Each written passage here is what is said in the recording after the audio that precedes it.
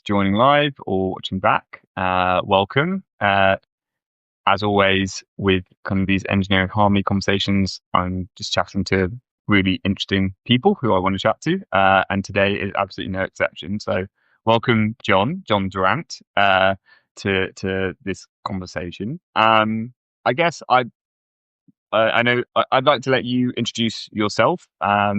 We came across each other through, I think, Substack, right? I remember being very drawn to kind of the concept of human centric engineering, which is really kind of central to what you do. But I'd love to, yeah, please, why don't you take away what you do? Well, I'm John. I've been in engineering, I guess, really since the 80s when I was programming spectrums and Commodores and making games and all of that sort of stuff. And then, lived through the birth of the internet and got excited about all of that. And I've gone through the sort of phase of building my own stuff, and from games to platforms to sort of whole businesses, really. And as well as leading teams and going through those sort of career things. But recently, last couple of years, it's been more focusing on consulting, really looking at the human aspect of engineering, looking at the difficulties of working with other people, working in teams, the difficulties of working in highly complex organizations, and how you can make it better so that people sort of have the environment where they can really thrive and get those performance gains through just getting on with each other, being clear, having context, and all that good stuff. But I think really now with this year with the explosion of AI, I mean, any performance gains that you could have got by tweaking team dynamics and team structures and composition and all of that sort of stuff, I think everything is now up for question Mm, because I don't know about you, Alex, but I'm kind of finding myself in a perpetual state of awe at what is now possible with the tools available and how quickly that's possible. And the stuff that I used to find scary because I mm. didn't know how to work with it is like, oh, now I can build something with that. So And yeah. I completely agree with everything you've said. And the it is a really I think some people potentially still, I don't want to say in denial, but maybe that is the right word, but don't still struggle, maybe is the better word, struggle to really appreciate how much like how quickly things are changing, how much things have changed. And I think, potentially a lot of people have, dabbled around in like 2023, 2024, thought this is interesting, but like, not really, when it comes to things like code generation and it's not quite there. But, especially with recent releases like Gemini 3, generally like Claude Code and the latest Claude Code model, like what these models can do and bring to engineering is really quite revolutionary and quite drastic. And it's really interesting. You mentioned you've obviously been in the industry and kind of interested in kind of computers and programming for quite a long time. You said you were there, at the birth of the internet. And I'm curious for you, especially as you said, at this you're kind of further into your career, right? You've built up, as you said, years, probably decades of experience of how things work and how to do things. And then to find yourself in this situation where actually something like all the rules are being rewritten. um, I guess before we go into like, I really want to talk more like practically, but I just for you, like, how has it, how have you been navigating that, right? Because it is disorientating and lots of challenges to identity and things like that. I'm just curious, like, just on a kind of personal level, like, how do you deal with it? How do you navigate it? How do you stay kind of positive? Yeah, I think like you, I think I did dabble in 2024 and thought, yeah, interesting, cool, but not really giving me the results that I wanted. And it was a help. You could use it to help you with things. But then coming back to it, literally only 2 months ago, putting Claude code in the console and having a project that I actually wanted to work on. Um, and talking to a bunch of engineers that had already tried, and already sort of developed some of the practices. Mm. Right. okay, so this is the first time I've built anything substantial in about 4 or 5 years. I've been hands off for quite a while and felt okay. I'm getting rusty. You lose it all atrophies, and suddenly realizing that it elevates the um, it elevates the experience of working with code and building things. You're you've got to think at a higher level. Mm, Um, you're and cognitively, the experience of ideation to actually implementing something yeah, and then going through some feedback loops and running some experiments that are kind of really cheap to run that would have taken a team a whole week to sort of you know try. yeah. You can do all of that now, just one person, in a short space of time. So it's really been interesting to sort of think about, okay, well, what are the best practices? How do you get the most out of it? How do you work with giving it the right context um, and just how do you approach it differently for different things that you want to do? And we're all I loved your monologue on the idea that we're all juniors now, Mm, mm, and that beginner mindset, that sort of like, okay, we're all figuring this out as we go. Every time I'm talking to an engineer, I'm getting a different. They're doing something else. They've tried this other stack. They've tried this other, and I can't keep up with it. So, but I'm absolutely loving it. It's just like the feeling I'm getting is like the feeling I had when I was 12 and I got my Sinclair Spectrum, and wow, you can make pixels move on the TV mm, by programming stuff. And yeah, and it's that sort of it's like what are all the what are all the projects I had in mind and all these sort of unmet, unserviced needs of people that yes, suddenly are now feasible, yeah. and because of the barriers, the costs of developing things and trying things and discarding things and evolving things is now trivial. So I think you really hit just at the, well, there's lots to what you've just said. I think first of all, just that piece around like the joy and the fun and that like childlike wonder and awe, I think is so important. And I think I find, what I find, sad. It's sad and challenging, and this was my experience as well. Is thinking I'm so like there's lots going on, and it's really scary and overwhelming. I'm not doing enough. I can't keep up. Um, and and a lot of fear, right? A lot of fear of what does this all mean? And actually, once I just, I remember writing a post. I think I called it be less impressed and get more involved or something like that. And rather than being like the kind of overly awestruck, like, oh my God, what does this all mean? And trying to figure it out. I was going, I'm just going to try stuff and just do stuff and use it. And you, you develop, you figure out what models are good for what. I wrote in my post today about sort of some of the different models I use for like different things. You get a sense, you just build up kind of, a more intuitive sense. But, and then, as you said, that moment of like, yeah, I can, this redraws the map. And I think this is a really interesting one for people who've been in the industry for a bit longer. Um, is as a lot of the practices and the way we've learned to operate have been, it's been, I always talk about like the Kent Beck kind of trade off, very much borrowed from him when he kind of draws all these like trade off kind of matrices. But like all that stuff's like completely rewritten now. It's like it's really um and so it is like a whole new ball game.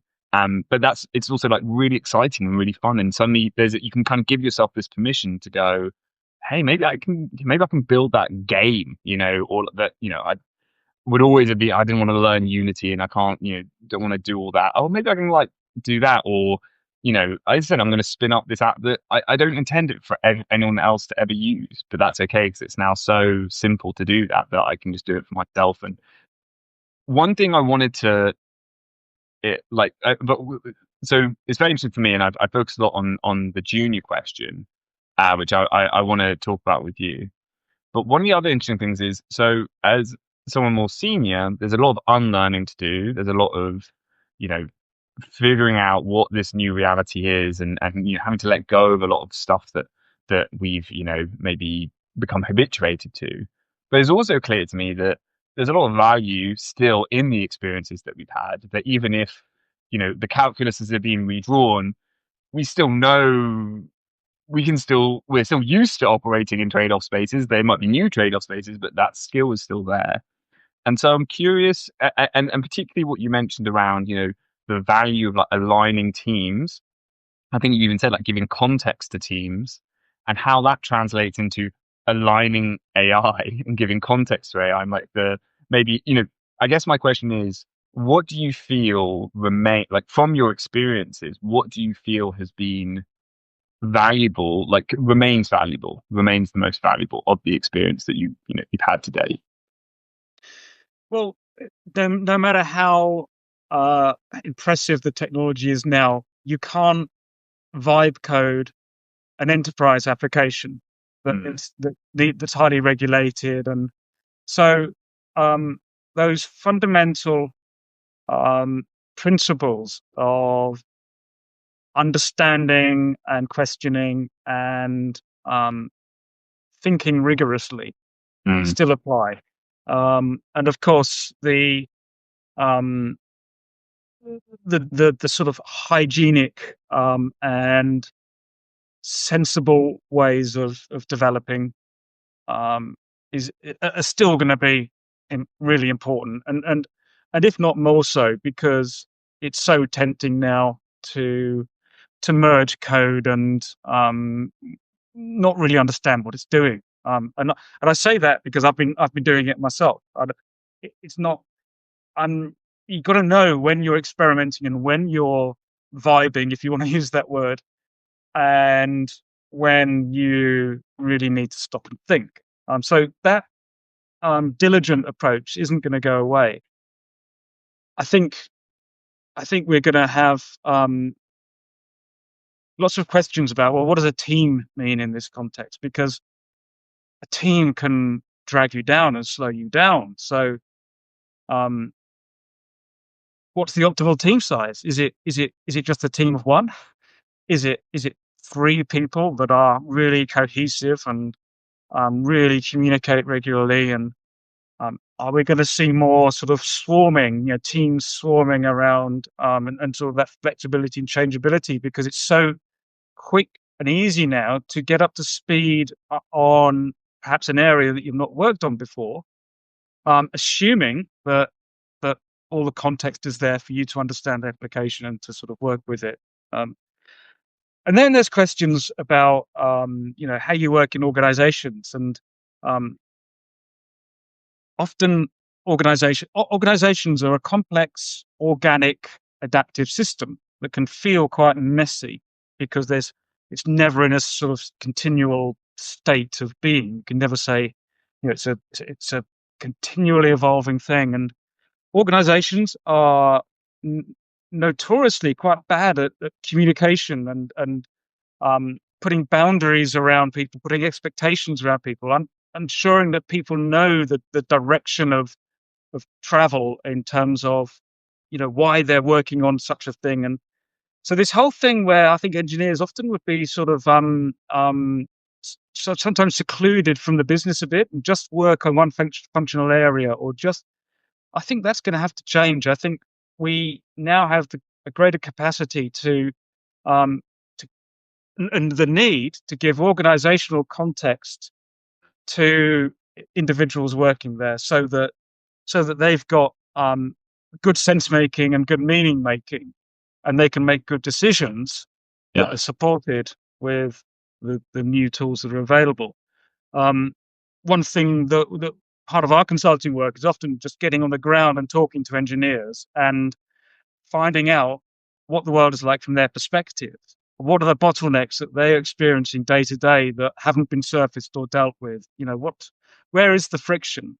Um, mm, and organizations don't know this. They don't have it as knowledge. And I think it's going to be more and more important to, as we're working at speed, as we're capable, you know, the the the sprint isn't going to be the bottleneck anymore. The coding isn't going to be the bottleneck, and what's going to the organizational friction and and lack of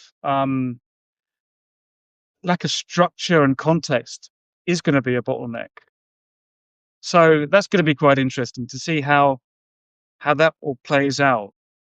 Um, I've never seen any. I mean, in the last 5 years we've had COVID, and now we're having this, and I've never seen such um, a paradigm shift. It's all sort of in real time that is questioning absolutely everything. So going back to your junior mindset, it's like we just don't know. We're going to have to figure this out as we go. So um, purely functional roles, where you were that cog.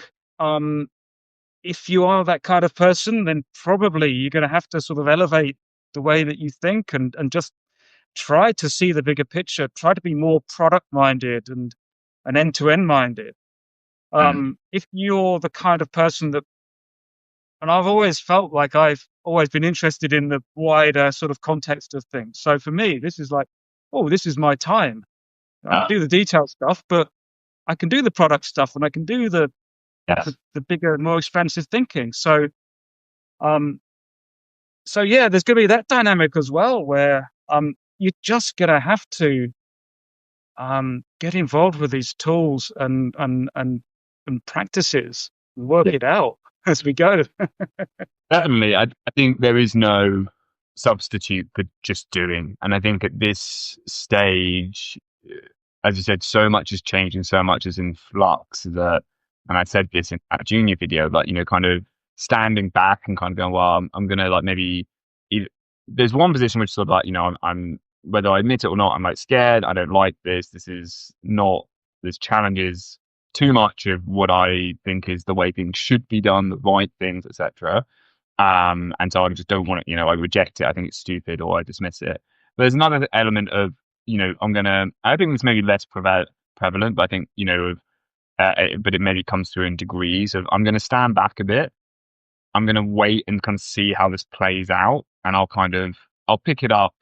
I'll pick it up when it's settled down, right? Like let the chips fall, let it all, and then and I think that there is a big danger in that because, um, partly, partly because building up that intuition just it comes through practice, right? There is no, I practice and teach like qigong, and the idea of in qigong, and that word gong just it means like work, right? And actually gong fu, which we often translate as kung fu, just means like work over a very long time.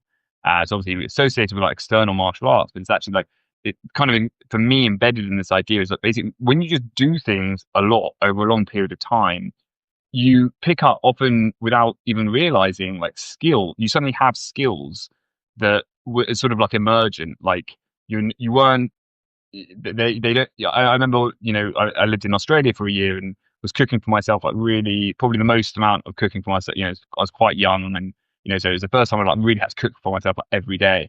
I remember coming back to the UK and suddenly I realized like I could just chop garlic like really well, and I just suddenly realized, oh, I've just cooked so much that I now just have this skill. It wasn't practical consciously. I just suddenly realized I almost noticed myself, wow, I can chop things like way really effectively now. And so just bring back from the tangent slightly, this idea with AI that actually it's not something that will just be settled and that you can come in and then just like pick it up like any other. It's a much more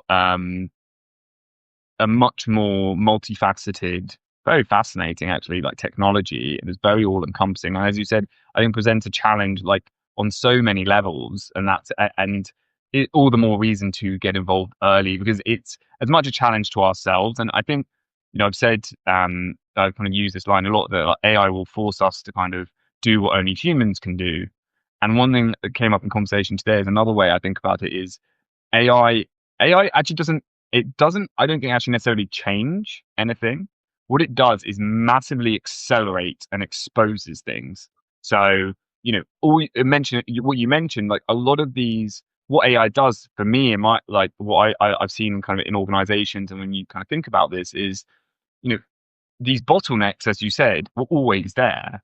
These ways of working, that kind of functional, I'm just an engineer, I'm just a coder, just give me I don't want to know about anything, just give me the ticket, I'm just going to write it, and that's it. Was all of these things were already broken. They were already not suboptimal in so many ways, but they would only get exposed over the course of years, and I'm sure in your consulting, when you're going into an organization like that, it's reached a pain point of build up after many years, and it'll probably take like many, many months, if not maybe years, to really solve and get back on the right track.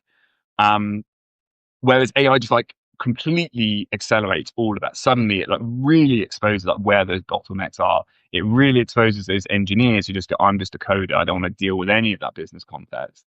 And I think there is a space. I mean, one of the ways I think about it, kind of borrowing the heuristic from the model that Palantir use of this like kind of concept of like a forward deployed and a rear deployed team, as I think, because I think there is a role for, and for the engineer who's very focused on. Actually, I don't want to necessarily see the whole picture.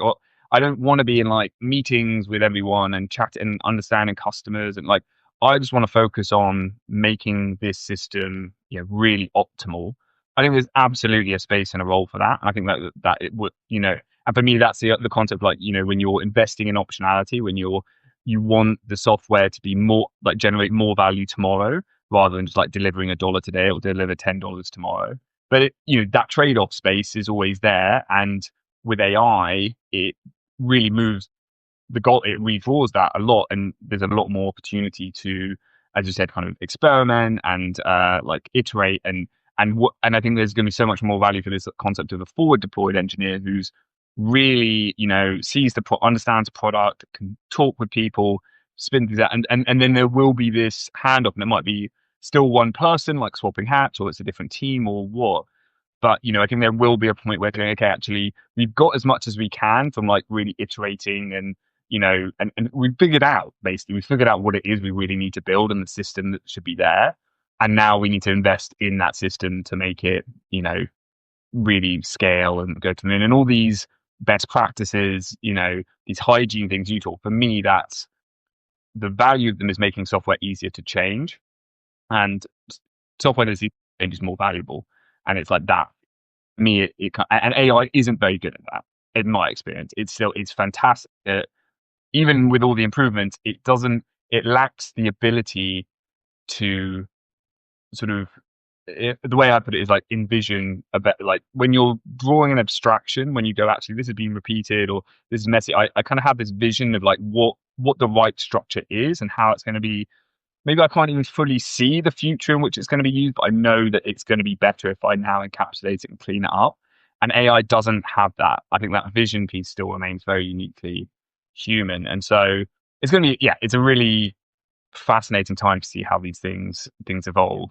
Um, and I think for me, with my business at the moment, I'm working with a few engineers all working on like completely different projects. And we had our first meeting as a group just this week, and it was so fascinating because everyone had completely, as you said, like everyone had slightly different stacks and different experiences. There's lots of commonality, and I think it comes back to this thing of like learning as being going what the beginner's mindset, like, and I do think that is something that there's so much value in doing that together. So I think they're all working on the projects sort of individually, like their own, and I think, but then being able to come together and share learning and share how you approach things and think about things, and even what we're doing on this call, I still think that remains very uniquely human and really valuable. And I still, and so I think there will always be a space for that, even if the actual work of like creating an app or something may become more and more atomized on individuals. Um, Yeah. yeah, and I just went on a on a whole spiel. Like, there's so much there. I like that I'm interested in. Particularly your observations around qigong and the value of practice. Mm, Developing a practice towards coding. Right, coding is a practice, and it's not. It's something that interesting thing about practice is a verb and a noun. It's something that you can do, and it's something that you can own. And if you own your practices, like you own your qigong practice, yeah, you probably make space for it in the day, and you value it, and you have a certain reverence for it and respect for it, and it has to happen. And the benefits or whatever you want it is that you get from qigong aren't short term. They evolve over time, and you don't even notice them. But then you look back, and you're grateful to the former Alex who chose to go down this path, because now you feel like you're in a completely different place because of it. So yeah, it's not like all of these tools and coding in general. Like it's they're not for hacking. They're not for um, quick fixes and quick. I think we still have to think of the forward-thinking, long-term, and I think it goes way beyond that as well. I think there's more responsibility. Like, let's use these tools responsibly, right? Let's point them towards things that are going to be valuable for humanity, right? We've got. There's two different worldviews. There's the dystopian one with the techno feudalist kind of thing where just a few technocrats are going to be controlling all of our behavior. And yeah, if we let them, yeah, if we submit to that, if we're passive users that just consume and don't produce, but we've got these tools can be wielded by individuals and by networks of people, and we can totally readdress. We can take a lot of the friction, a lot of the drudgery, a lot of the pain and bureaucracy and everything else out of everyday life by collectively wielding these tools for good. Right? And I think it's like you mentioned about the way that AI sort of amplifies what's already there. It's like a microphone. When microphones were invented, um, sticking a microphone in front of a bad singer is just going to make them a bad singer much louder. It's not going to improve your singing. And the same with these tools. It will amplify people's intent. So if you're a backward thinking, and if you're the rear guard or the forward guard in terms of engineering, it, they can both be wheeled. We can amplify our intent in those different perspectives, and essentially just take a lot of the drudgery and a lot of the manual kind of task based stuff out of the way, so that we can work at the speed of thought. Almost. Um, and I'm not a naive optimist in that sense, that I think that we've got to be really careful around the ethics and alignment question and all of that sort of stuff. And um, and there are nefarious actors that will continue to do that. But I think this is all. I think this could be a time where a lot of the old institutions, as we're already seeing, we're seeing governments being questioned. We're seeing media institutions like the BBC being questioned, and they're under continual scrutiny. And it could be, and I don't want to get too far ahead of myself, but it could be quite a democratizing time that sees much more new, nimble, ethically based, flexible organizations developing, because the old ones just won't be able to respond quickly enough. They've got the legacy of of uh, old ways of working, old technology, and so maybe we're going to see a shift. And it could be for the good, or it could be for the worse. It'll probably be a mix of the two. But I think that it, this really, really asks the question of us as ordinary human beings. How do we be responsible in the way that we use this stuff? We don't go out, or at least most of us don't go out littering and destroying our neighborhoods, right? How do we take care of that? How do we take care of our families, of ourselves? Um, and I think that we need to elevate the way that we think about our own responsibilities in how we use this stuff. And I don't have all the answers to that either. It's like it's got to.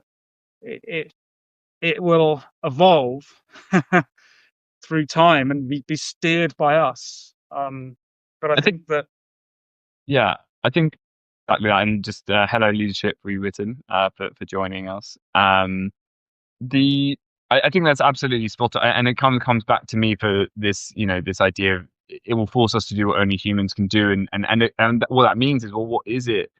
What does being human mean? Like, what is it that only humans can do? And I think that point around, being ethical with it, being conscious about how we're choosing to do it, that, of course, that's a fundamental part of the human condition, right? It's like, well, I'm here. Like, what do I actually care about? What do I think is right and like, what are the values I live by, and how do I live them? And again, I think AI really forces us to confront those questions because, as you said, you can do the equivalent of littering and just set up loads of automations to scrape websites and generate yeah, someone actually, like, I googled one of the blog posts I'd written for lead dev, and found that, the exact same article is now top. It wasn't my article, another article exactly the same. Had basically someone put it through an LLM, said, like, strip out any identifying features, and they just had repurposed it on their sort of IT consulting blog.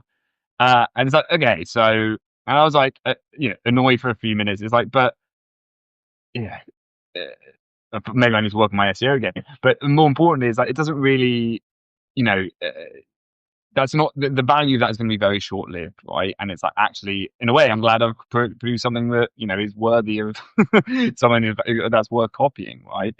And I think that the yeah, we can kind of pollute the digital commons, we can pollute the physical commons with all these tools, but I'm like you. I don't feel like an naive optimist, but I'm definitely optimistic. I'm very excited, and, like, as you said, with any tool, right, hammer can be used to hammer nails, or can be used to hammer skulls, right? Like, it's 'twas ever thus, in a way, and it really comes down to how will, ordinary human beings use this technology. And for perhaps to a fault, I have a lot of faith in actually the general decency, and intelligence and wisdom of humans, for all the very silly things and horrible things we do as well. So I'm like you. I'm always a knife edge. I think any moment of crisis and change is always, it can always, there's no guarantees. But certainly, I think conversations like this, and affirming, we want to we want to tip that edge, in to the side of the light, shall we say? I think is really, really important. And I know you shared, you mentioned about kind of almost like the future of work, and something I'm very conscious of at the moment. Existing organizations really struggling, I think, won't be, it just cannot, it's too much to adapt to this. And, the number of people who are working in large organizations who aren't, still aren't allowed to use half these AI tools, right? It's just, and so, and understand, and again, because of compliance, and because of all these, somewhat reasonable things, but you know it's always been startups are nimble and can beat the incumbents, but this is going to be like on steroids, right? Because the change is so profound.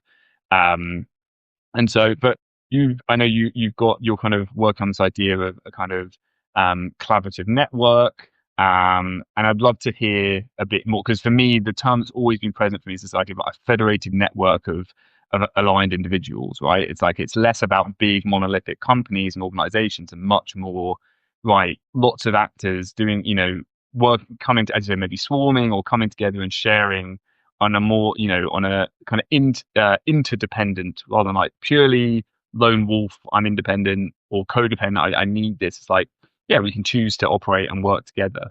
Anyway, so that's why I'm excited to hear about this. I'd love to hear a bit more about it. yeah, we're looking into this now, really, and it's going to be a project to make use of many of the tools that are available. So, um, and it's really hard to do this kind of thing. But how do you create a kind of a collaborative innovation network, which has a mix of engineers and entrepreneurs, perhaps, or other people that, first of all, like each other.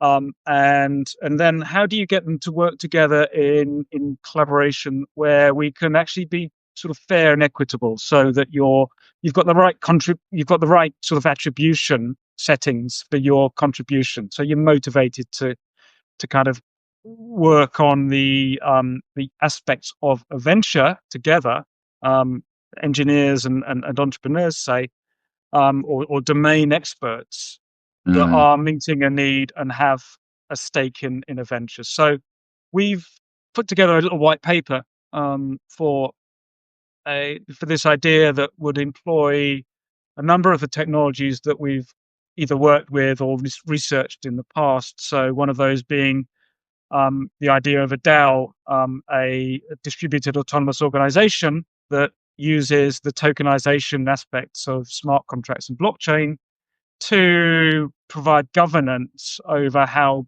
work can be done collaboratively in this kind of network.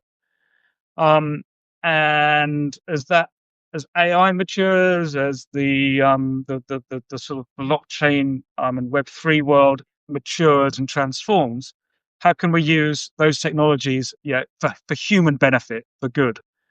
So maintaining that sense of ethics in approaching these kind of ideas, whilst putting the technology around them to make them work.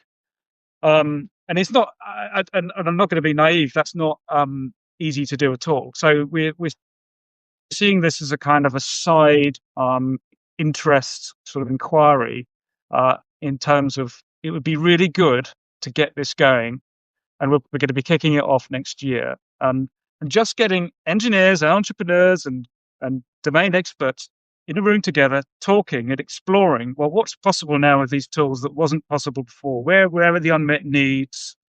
And can we get some investment, some funding that's tokenized and controlled by code, so that it's transparent and open, and we're doing worthwhile things. But yeah, all we've done so far is we've written a white paper that we'll be publishing shortly, and then trying to just get people together and explore it together, and maybe it will go somewhere, and maybe it won't. But through doing this, I think, like, I think this is a great time for just getting people in a room together to share practices and thoughts and approaches, because it's it's like the first days of the web, when you'd get like pink backgrounds and yellow text, and there'd be no standardization, there'd be no every web developer would come up with a new way of doing a contact form or something, and it'd just be horrible but beautiful. And that's what's going to happen now with these tools. We're going to work out what works, what doesn't, and then some standards are going to emerge. But while we're in this panic or this discovery mode or this experimentation mode or whatever, I think it's a really good time to get people together and talk and say, hey, does this now mean that we could build something together that's useful? Yeah. So that's one strand of exploration that and I'm talking to so many people, like not just engineers, other people in other venues, and I feel like I know all these people that are really great people in their own domains. Wouldn't it be great if we could get them together? And I don't know how it will work. How would it work when you've got one of those highly functional engineers that likes to get in the weeds, talking to some of these other people with ideas that they want to solve through engineering? So it's a bit random, but I think it's going to be a fun thing to sort of try next year. 100%. Well, look, I completely agree. If there's ever a time to experiment and do stuff, as you said, that just wouldn't it be fun? Wouldn't it be cool if I don't know what's going to happen, but it just feels it'd be awesome if just these awesome people would come together and chat. That's exactly how I felt when I brought these engineers who I've been working with together, and we all just shared what we've been doing, and it was exactly that. Like, I know all the worked with all of you sort of individually, and I know how good you are, in the specific things you've been doing. But it's just there's something about them. Well, let's all get together, and you're all awesome people, so the chances are you're all going to get along because and then there's something really wonderful that comes from that that kind of that group experience. And I think one of the kind of more popular pieces I've written this year was this idea of like AI is like the anti-internet. that sort of the web started in this very like idealistic, you know, everything's going to be open, so we're a whole new utopia, and it's kind of ended up like very kind of corporate and algorithmic boxes and all this sort of lots of positive stuff has come as well, right? But whereas AI, I kind of drew the idea that AI started almost like the opposite, right? It's like started on this big cloud of, oh my god, it's another tech product and it's just going to ruin everything. There's a techno feudalism's going to take over. And my hope is that in the same way that, and it's also that it's being born from the internet, right? Like you couldn't have these LLMs without all the corpus of text and content that was put on the internet for them to be trained on. So there is a very kind of yin yang, one born from the other to this. But and my I kind of ended the hope is that kind of AI almost continues on this inverse trend, and as I said, it starts under a cloud of complete sort of suspicion and doom, etc., and actually reveals itself to be a really kind of I would say democratizing and sort of kind of human collaboration and connectivity. It actually emphasizes it rather than kind of sundering it. And I think certainly we for various reasons become very atomized. And I think what AI really does is that there's so much value to then actually you know come back together basically and as I said, figure out how all this stuff is going to evolve and what it. Yeah, I think, and we allowed the internet to be corrupted. It's optimized for consumerism and extraction and exploitation, and we allowed that. And I think maybe people are waking up a little bit. I think there's been a lot of an exodus from a lot of the social media platforms, and there's certainly the technological capability to do sort of ground up projects and that aren't um, sort of centralized and dominated. But it needs a tipping point where people are so fed up with the old the old world that they're going to embrace the new, and maybe it needs a kind of a cultural revolution in terms of how we think about and relate to tech. And um, you know, I I'm a long term. I think in the long term we'll figure it out. It's just going to be messy in the short term, and um, I think ultimately, I think what this new world, this AI driven world, might take us to is a better understanding of human sensitivity, human consciousness. That we we were initially valued for our hands and our physical labor, and then there was the sort of agricultural revolution and mechanization, and then we were valued for we were all knowledge workers and valued for our intellect. But now, when that's kind of when it's a, a knowledge worker can be much of their work can be done through distribution of tokens through an AI engine at a much smaller cost. And even with robotics, I'm just sort of wondering where you've got the Uberization of everything and the automated driving, um, and just the sheer cost of employing somebody is so great that are we going to get are we going to have our pints served by robots? This is I don't know. I don't know, and I don't necessarily. I'm not advocating for that world, right? But it's going to make us ask questions about what is the value of human sentience, and it's going to come down to our sensitivity, our heart, our ethics, our wisdom, our consciousness, um and maybe we'll just have that greater emphasis on internal exploration of ourselves as people.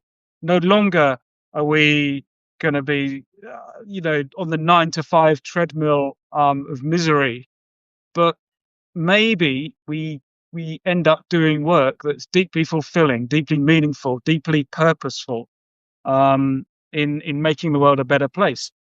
I hope so, but I just don't know.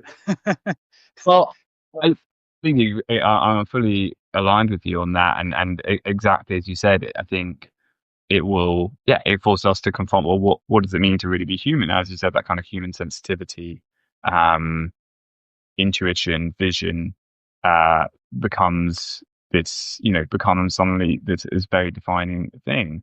Um, And so I think that's a really nice place just to then talk a little bit about.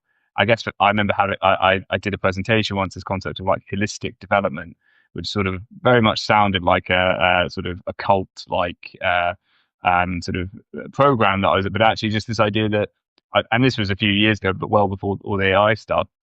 But an audience engineer saying, actually, we might focus on the latest framework and all this sort of thing, but actually, probably the best thing we can do to improve our engineering output, whatever you want to kind of think about, is just being more holistic. And are we sleeping enough? Are we exercising? If we're writing code all day, that probably means we're at a desk a lot of the time. So how are we balancing that out? And how are we doing these? If we can look after ourselves better, we're over the long run going to be much better as engineers, even that strict employee sense. We're going to perform much better than if we're, just, I've got to be up to scratch on the latest kind of tool and technology. That's only going to get you short-term gains, right? Of course. So, with that in mind, I know you're currently, I think, in day 3 of a fast, and so I think for me that's one of these practices that I have no doubt has a big impact on you and how you bring yourself to work and all these sort of things. But would not traditionally be considered a kind of something you would as a work related kind of activity. So I'd love to hear a bit about how it's going, how this practice evolved, and yeah, and what it gives to you, kind of more broadly, maybe within you know within this kind of work context as well. Yeah, and I know that you've experimented with intermittent fasting, and Mm, when I had been doing intermittent fasting since I don't know, early 2000s, and mm, 5 years ago I thought, oh, I'll do an extended fast. So I did it was in over the September um uh it was over the September equinox, mm, and I did a 7-day fast. And I built up to that. It wasn't just a sudden thing.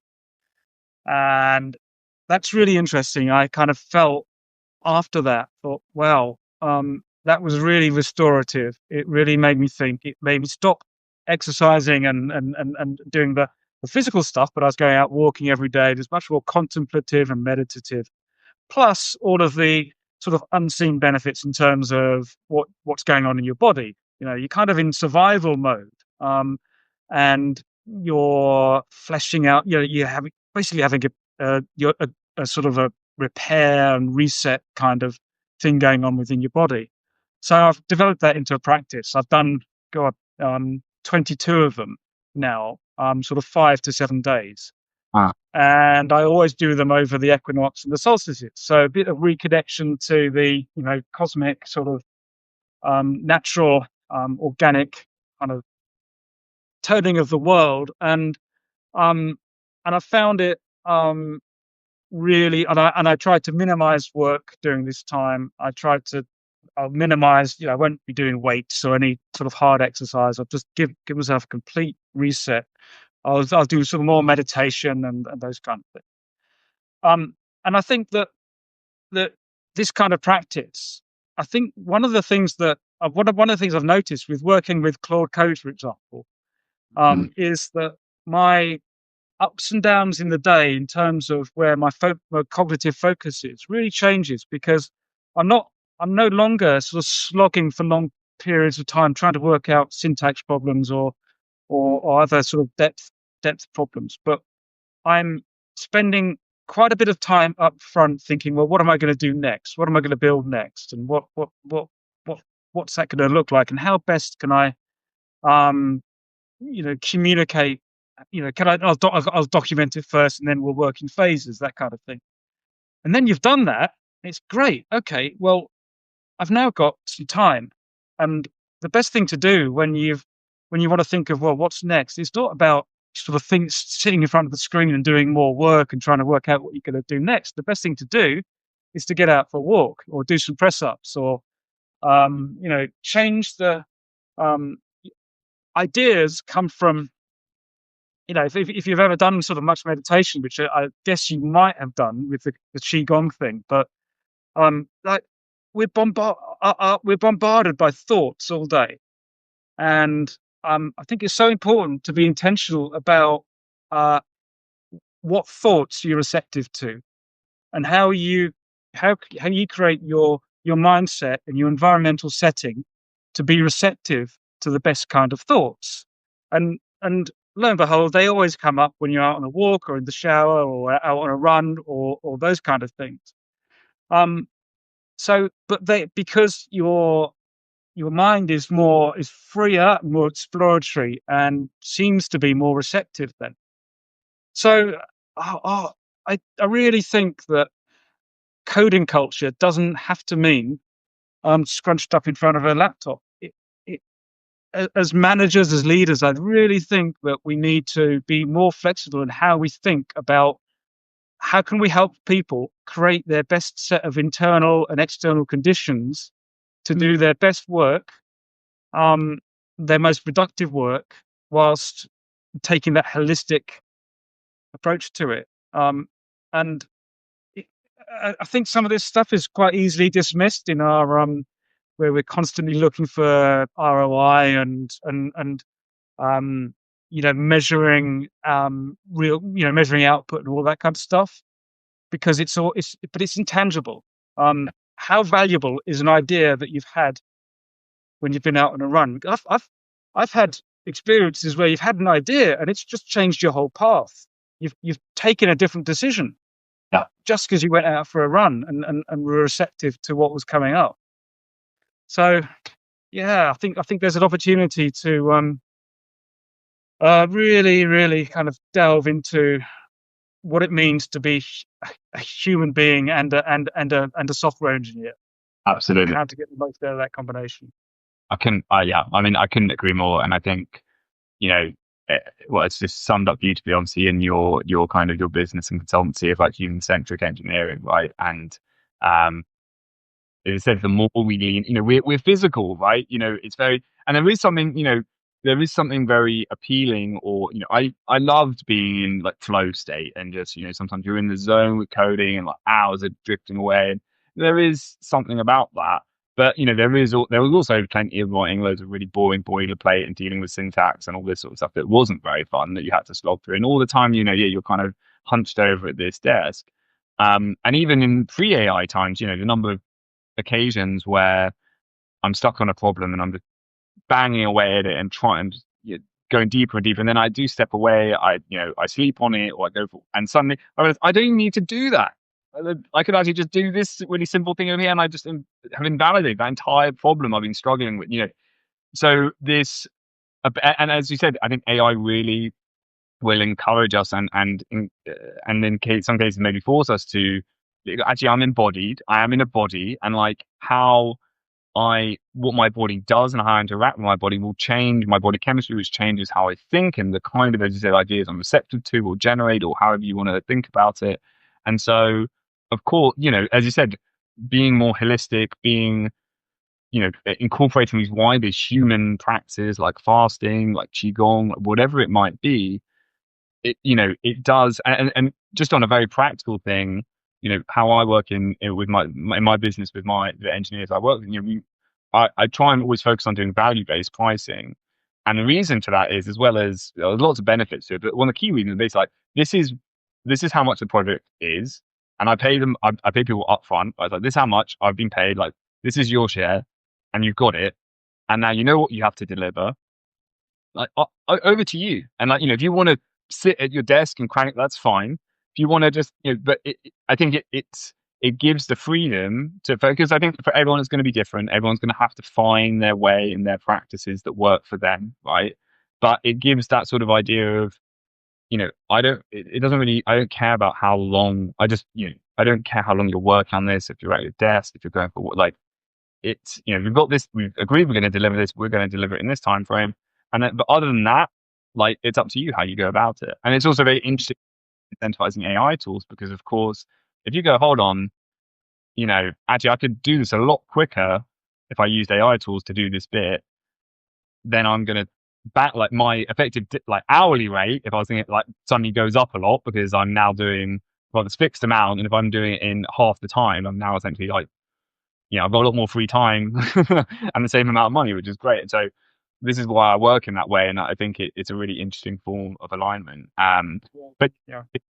on a broader, yeah, holistic, holistic approach, I think it's really fundamental, and it's why, yeah, I was really looking forward to talking to you about it, and really, it's so fascinating to hear your opinion. And I will almost certainly reach out to you offline and get some tips. I'm planning to do probably not 3 days or 5 days, maybe just like a day or a couple of days.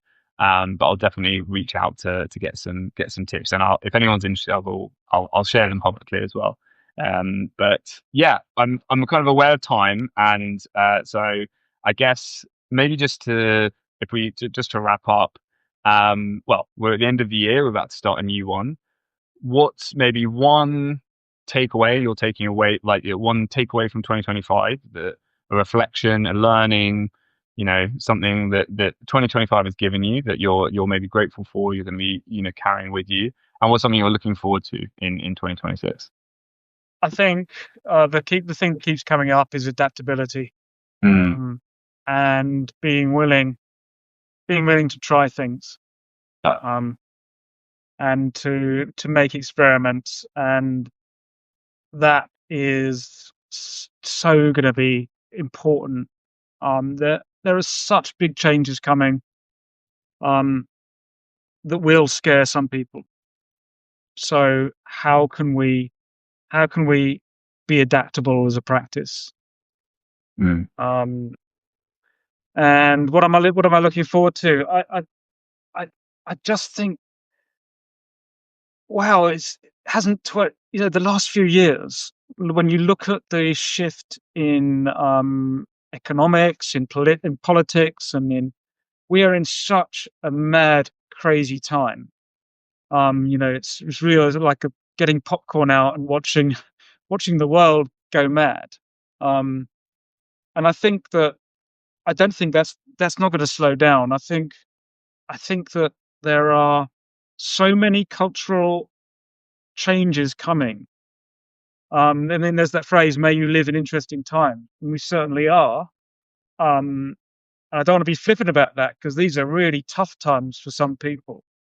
Um, and it's just a case of, for me, it's like, oh wow, there's this wave happening. I feel like I'm a little bit behind at the moment. I'm on at least I'm out in the ocean. I'm on a surfboard, and I'm trying to catch it up. Um, and I just think it doesn't have to be daunting. It can be really, really exciting, and solve problems that we have neglected up until now because they were too expensive to solve. And I think that's going to be the really interesting. Like, what can now be addressed? What could be solved now that we couldn't before? And I think that's where we get the interesting sort of human, ethical outcomes from these changes. yeah. Yeah, I can so much so much more to say. Like, all you triggered off a whole new set of thoughts. But I haven't. This whole conversation has been really wonderful. It's just it's been a general genuine pleasure to chat and to share these ideas, and just to chat with someone who I think thinks about things in a really interesting way, and for me, someone who I really respect and shares that human centric focus, right? That actually, that especially in this age, especially with all the changes going on, that actually the heart of technology still is a human story, right? Like, and we define how we use these technologies, what their impact is, and so you can kind of focus on AI and miss the fact that actually it's how do we use it, how do we incorporate it, how do we how are we in relationship with it and with each other in the process. So um John, thank you so much, it's been a genuine pleasure, and well, wishing you the best for the rest of the fast. I hope you're a pro at it now, obviously, but hope it just goes smoothly, and then obviously have a wonderful Christmas and New Year break, and yeah, looking forward to Right. 2026, and I'm sure having a further collaboration. Well, great to speak, and best wishes to you and the family, and happy Christmas. Thanks so much, John. All right. Thanks, everyone.